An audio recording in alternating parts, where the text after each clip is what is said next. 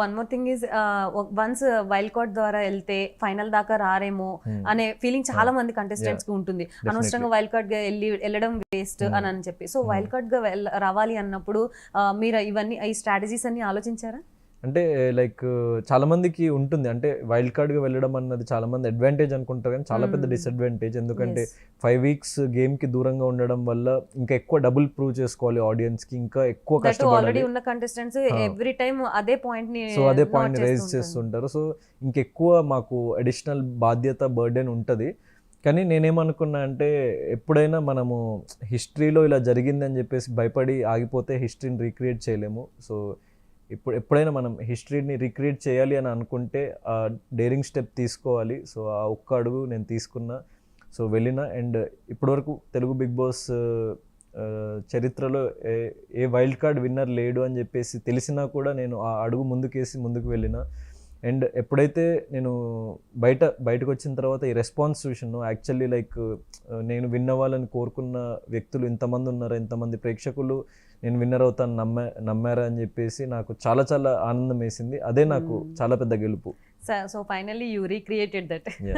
So 7 తర్వాత వెంటనే 8 season కి రావడం ఫెచ్చింగ్ అయిందంటారా? సో ఎప్పుడో ఫస్ట్ సీజన్ వచ్చిన వాళ్ళు తర్వాత వచ్చిన తర్వాత మేబీ జనాలకి అంత వాళ్ళు కనెక్ట్ కాలేకపోయారు. మేబీ 7 తర్వాత 8 ఇమీడియట్ గా రావడం వల్ల that will be fetching for you.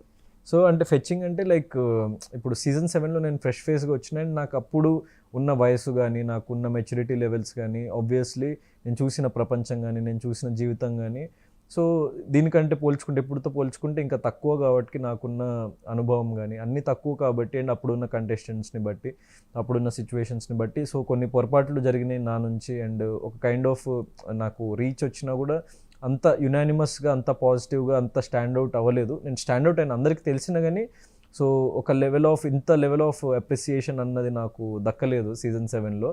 So recognition అన్నది 100% నేను తెలుగు రాష్ట్ర ప్రజలందరికీ తెలిసిన గౌతమ్ అనే ఒక పర్సన్ ఉన్నాడు, ఒక యాక్టర్ ఉన్నాడు అన్నది అందరికీ తెలిసిన.